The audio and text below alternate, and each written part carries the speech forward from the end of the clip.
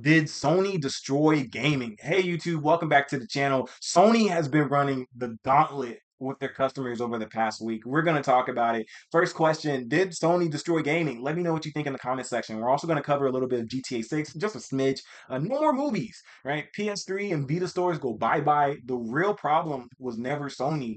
And we'll top it all off with the future of physical games, digital media, all that good jazz. So first things first, boom. The buy disc digital game sales continue to grow at PlayStation as well as many other big players. So everyone knows PlayStation is no longer supporting physical discs. This is going to move forward in 2028 for all of their exclusive and third-party games. People already know that the PlayStation 6 is more than likely not going to have a disc drive. Now, this is the first thing that's pointing out to me is it's 80% digital at PlayStation, 93% digital at Capcom. EA Sports, they've received over $528 million in digital revenue. Nintendo is even getting some of the action. And Nintendo, if I'm gonna be honest with you, like these are the kings of physical video games. Like the Game Boy itself, period. You can play that thing anywhere. Even they have received a lot, like 67%, 60, like most recent, 67% in quarterly digital sales trends. And this is like a company where the whole blowing into the cartridge was like your main thing. So my question is like if 80% of all the sales for PlayStation, if 80% of all the sales are digital, wouldn't that mean that gamers have already voted for this with their wallets? Now, I'm just saying, right? It could be a little bit of both. Maybe the companies are steering people in the direction of digital, but it, the whole craze right now is that everybody's upset that physical media is going away in video games, at least with this company, right? But here's my question. And I hate to say this, but I'm gonna say it. Who's buying physical? Wait, like seriously, who's buying physical? Because like when I look at these are the top games for retail and digital for the year 2026. Now you see this little asterisk right here. This means that digital sales are not included for the marked title. So if you see this, that means that they're not including the digital sales. So as you look, none of these titles have the asterisk. So you got Resident Evil, MLB, WWE, NBA 2K, Black Ops, Marathon. Oh, yeah, look, I think that's a shooter game. Minecraft, EA Sports, FC, Battlefield 6, Madden, right? All of these games, I'm sorry. People are not buying the physical copies of these games. And I've been looking at these videos of people that have been talking about all these things are going away. That people want to own the games, right? You never owned the game. You never owned it, right? And there's a few other things that people aren't talking about, but we'll get into it just a little bit. The next thing is that there's an update for the store, right? PS3 and Vita. Um, this one, I kind of I feel a little type of way for the gamers when it comes to this one. Basically, all the servers for this is going down. You're not going to be able to buy games anymore through both of those platforms. Now, the main reason why I could see this being an issue is because the PS3 it had some decent titles. So one of the main things is Infamous. Now, I don't know if anyone here plays video games or if they have played this video game, but it's actually a decent game. These are like one of the few titles on the PlayStation 3 that you can't play on a computer or anything like that. So if you did want to play some PlayStation 3 games and you still have a PlayStation 3 and you haven't upgraded, then you got basically the rest of this year and a little bit of a few months to get some money together. But the real problem isn't Sony. Like that's the main thing. Everyone's talking about ownership of these games. Basically not owning what they want and they could be shut off at any minute. But that's the thing. That right there, that's the thing. The real problem isn't Sony. The real problem is DRM. And what is that? That is digital rights management. Long story short, it's the management of legal access to digital content. So basically, you put if you have the disc of a game and you put it in your console and then you load it up, you have to connect to a server to basically play the game. You have to get maybe your day one patch, things like that. So for a game like Madden, NBA, or even Black Ops, like you already were doing that. So I don't see how now like I don't know, like I'm trying to figure out like why people are so up in arms about that because I'm gonna be honest with you, I didn't think people were still buying physical, right? The last time I bought anything physical, like I didn't even buy it, I rent. This is when GameFly was popular back then. I buy a game. do a walkthrough on it, and then I ship the game back. But it's when I was in high school, 2010s, it was all digital, right? No longer did I have to go to the store or wait in the line, pay gas, right, to go there. If I wanted the game, I bought it right there, boom, it downloaded. So that's the main thing is the convenience. That's why everything is shifted away toward it. And I don't think people like I don't even think the companies necessarily tried to gear people toward that. I think that's just what people wanted in the first place. And I think the main issue is that people are getting upset that they don't have the freedom of choice. Another thing is that Dutch consumers, right? This is over in Europe. They're filing lawsuits for these games being artificially high for no reason. And that's one thing I can't say is there's games that probably shouldn't be the price that they are, but they still are going for the full price where you could buy it pre-owned or used and you could get a discount. Or what most of my friends used to tell me back when I was in high school is just move over to the PC. Move over to the PC. And they have a point because check this out. There's not even like even just the PlayStation 5 period. Like you don't even have any exclusives on this. This is it. What you got? Spider-Man. That you got you got Spider-Man, right? Demon Soul. All right, cool, right? But that's my thing, and I don't think the problem was ever the disc. I don't think people cared about that. And if you really care about having access to the content, not wanting it to be shut off from you at any point. So there's a good site similar to Steam, but if you really like, then here's my thing: if you really care about DRM free games, this is a site called Good Old Game, and these has classics on it for good prices. Tomb Raider, right? Game of the Year edition. Life is Strange. Trust me, Batman, all the whole entire bundle, right? God of War, right? Uncharted, all these games. Control, all decent games. Boom, even Elder Scrolls, right? All these games are here. So if you really care about like actually owning your game, this would be the perfect thing to get into, right? But that's my next thing is that people want convenience. No, nobody wants to look up RAM and CPU. Like, and this is the average person. I'll do it if I had the time and if I was really dedicated. I would do it. But people don't want to search up stuff like that. Like people want to buy a console, plug that thing in, connect it to the internet, and then just play the game.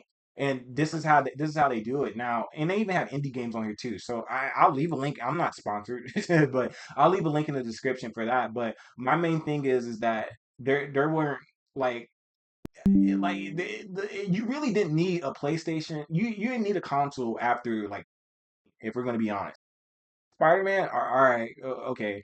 Ratchet and Clank, stop. Like, come on.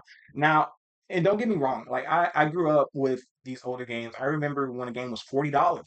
I remember when a game was $40 and you could just go into the store, buy your game, and maybe you needed a little bit of extra change, and then boom, you could just go home, put the disc in, and you could just start playing. I was a big fan. One of my first games on the PlayStation 2, that was my first console that I could technically say like that was mine. Like I had a Nintendo 64, but it was one of my siblings. But one of the first games I had on the PlayStation 2 was Dragon Ball Z Budokai 2. This was my first game ever. It was holographic on the cover. It was very nostalgic, right? Yeah, it brings back memories. It brings back hours.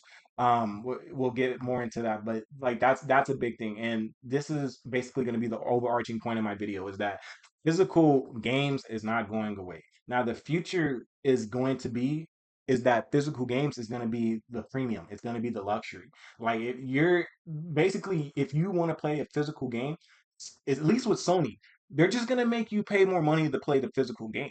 You're gonna have to maybe install a disc drive. Things that are gonna get popular are gonna be collector's editions. This is where I think if you still care about physical media, that's where, at least in gaming, that's where you're gonna get your physical disc that you at least feel like you own it to some degree, right? You get the 1.0 version, no patches or anything like that. So you just have to spend a couple $100.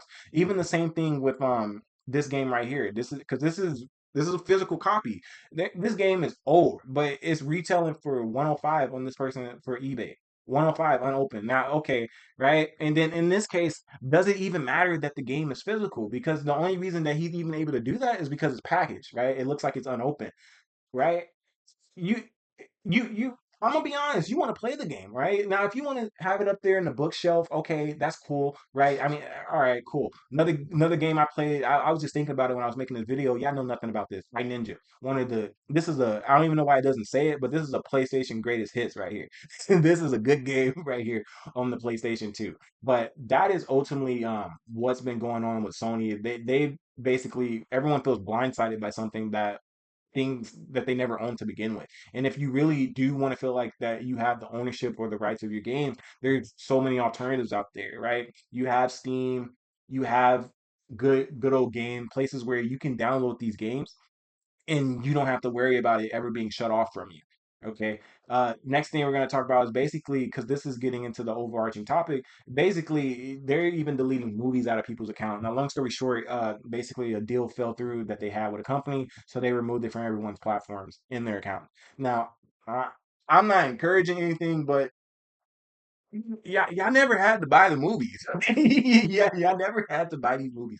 But I get it. It's the point that you have it in your account, you pay full money for it, and then boom, it's gone, right? But hey, you probably got to chalk that up to the game. If you really want to watch the movie, trust me, you can watch the movie. Like it's not lost for. I don't know about that one. I get why people are upset, but it and that you want a library of movies. I mean, maybe, hey, dude, look at my movie. Like, I guess.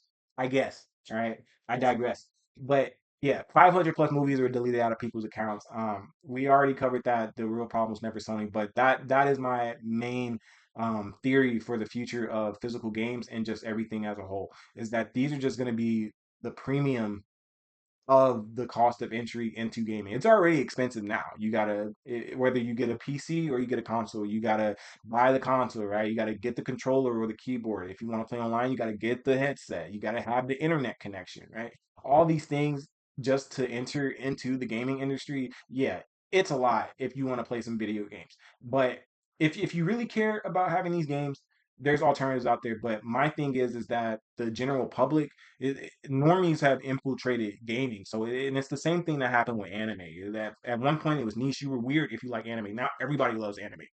Everyone has an anime avatar, anything like that. And anime's popping right now. The video game industry is one of the biggest industries in the world. It's even bigger than the box office. So that's the whole point of this is that these companies they want to make their money. That is it. That is ultimately what it came down to. Sony, they really haven't responded to anyone about any of this. It's basically the last thing that they posted after all the news was this chick talking about a flex What drive. we brought to this product Basically, was a toolless system to basically remove it's a and controller for insert the people lever playing gate. fighting It's games. really simple to remove. You put your finger in on one Nobody side cares and about pull it this. out. People care about why you're removing the physical media, but the whole point is it's money. They're going to cut out that market. Now, for the people that are collecting, you just gonna have to pay more if you want to collect these items. And it's unfortunate, but that's basically how most media goes. Same thing happened with vinyl records, right? Now you want to go buy a vinyl record of an album, it's gonna cost you a little bit. But it's popular with collectors. Blu-ray for 4K movies, right? Everyone's streaming now.